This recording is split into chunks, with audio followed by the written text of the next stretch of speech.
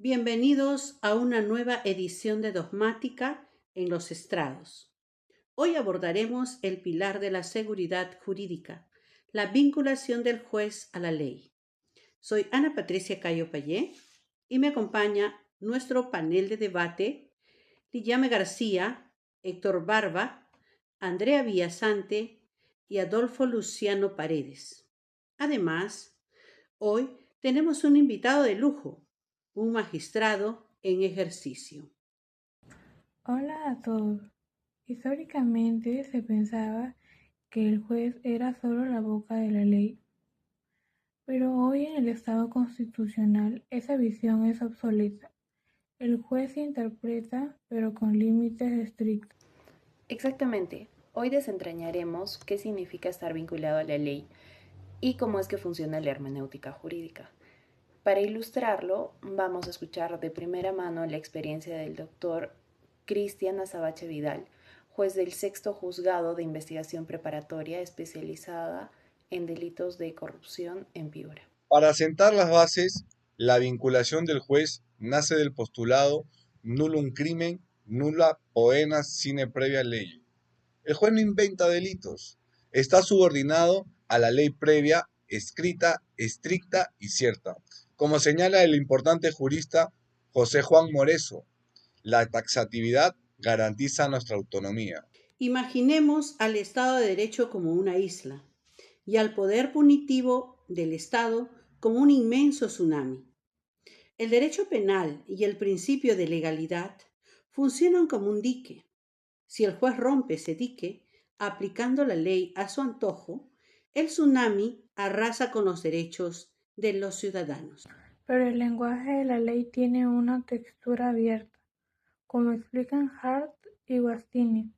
Por ello, el juez debe interpretar usando métodos gramaticales, históricos y teológicos, pero tiene prohibida la analogía in malam partem.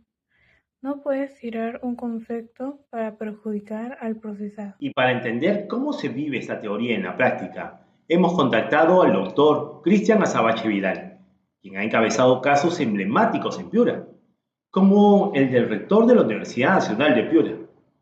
Le enviamos dos preguntas fundamentales de su despacho.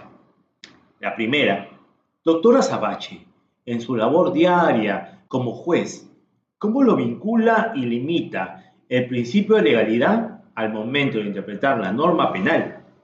Escuchemos su respuesta. Buenas tardes. En cuanto al principio de legalidad, básicamente nosotros, dentro del juzgado de investigación preparatoria de Piura, realizamos un control de la investigación preparatoria, incluso desde la etapa preliminar. Lo que incluye, pues, lógicamente, el control de las diligencias y requerimientos del Ministerio Público. De ahí el principio de legalidad, básicamente en su vertiente de taxatividad, es importantísimo,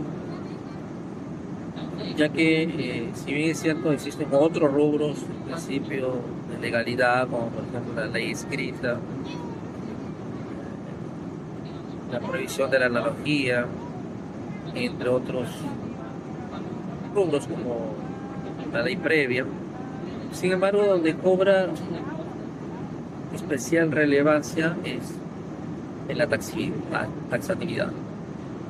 Y eso implica que el juez controla la tipicidad del hecho investigado, ya sea en los requerimientos que practica el Ministerio Público, véase medidas reales, medidas personales. En esta última, los llamados requerimientos de prisión preventiva, de detención preliminar, analizamos la tipicidad. Pues justamente dentro de estos presupuestos es que se requieren, por ejemplo, los fundados y graves elementos de convicción, no solamente de la comisión del evento delictivo, sino de la vinculación con el procesado.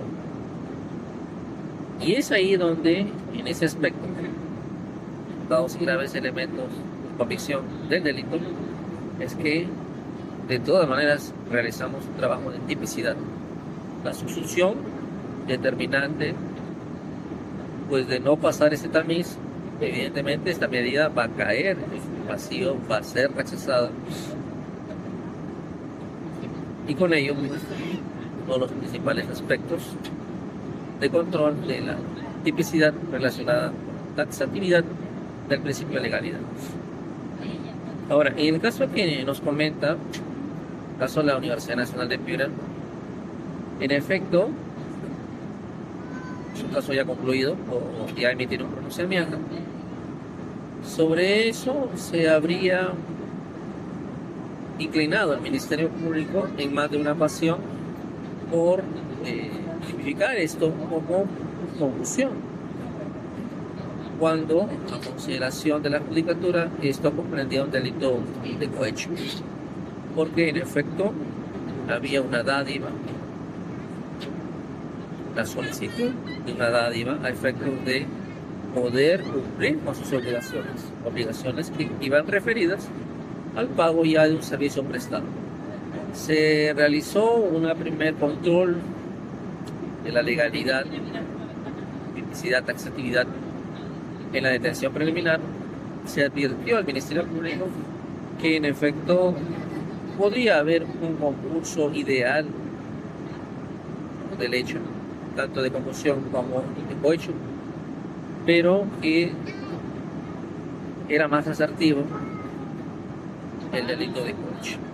Ese es el punto principal sobre el cual se ha emitido un pronunciamiento. Lo mismo se reiteró en la prisión preventiva.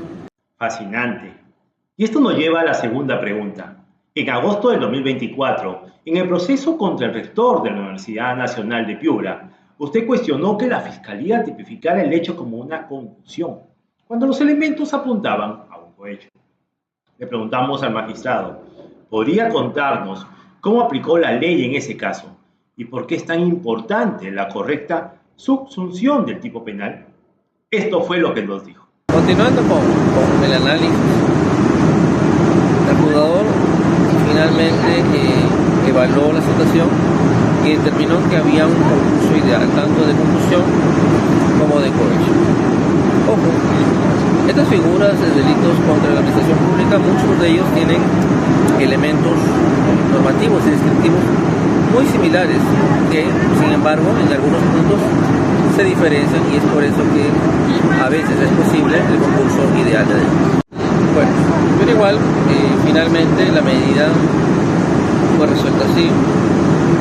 Se requirió una detención domiciliaria y se amparó en ese aspecto. A pesar que el juzgador hizo la diligencia y volvió a reiterar que era mucho más preciso hablar del delito de cohecho pasivo impropio por parte del ex rector y hoy extinto rector de la Universidad Nacional. Y bajo esos cánones finalmente fue resuelta la terminación anticipada a la cual se sometió y se aprobó finalmente condenando, pero ya por condiciones personales que van a atenuar su responsabilidad penal, se resolvió en una pena suspendida. El señor padecía de una enfermedad grave, que van a verdades, esas atenuantes privilegiadas también forman parte del control de legalidad procesal, ¿no? Y sobre ello se emiten pronunciamientos. Como quiera, en conclusión, el juez de investigación preparatoria hace un control de legalidad material penal y legalidad procesal penal en todo momento. Si bien es cierto, nosotros no emitimos en principio sentencias, salvo terminaciones anticipadas, donde ahí también controlamos la legalidad, pero dentro de la investigación misma y las medidas de coerción es un punto importante. Agradecemos enormemente al magistrado Azabache por su tiempo. Lo que acabamos de escuchar es la dogmática en acción. El juez advirtió un problema en la tipicidad. La concusión exige al funcionario que obligue o induzca, mientras que el cohecho implica aceptar o recibir un donativo. Exacto, Andrea. El juez está vinculado a la ley y al principio acusatorio. No puede condenar por un delito distinto al postulado si afecta al derecho de defensa, pero su deber de garante le exige advertir si los hechos fácticos no se subsumen estrictamente en el verbo rector que propone el fiscal. Eso es, en resumidas cuentas, respetar la lex stricta. Para concluir, este episodio nos demuestra que la vinculación del juez a la ley no es una sumisión ciega, sino un ejercicio de argumentación racional y control de legalidad. El juez penal es el último dique de contención. Su deber es exigir que el fiscal pruebe cada elemento del tipo penal, sin analogías ni interpretaciones extensivas que perjudiquen al investigado. Un juez que respeta la taxatividad protege la seguridad jurídica de toda la sociedad. Agradecemos al doctor Azabache por ilustrarnos y a ustedes por escucharnos. Esto fue Dogmática en los Estrados. Hasta la próxima. Y recuerden, no hay justicia sin legalidad. Muchas gracias.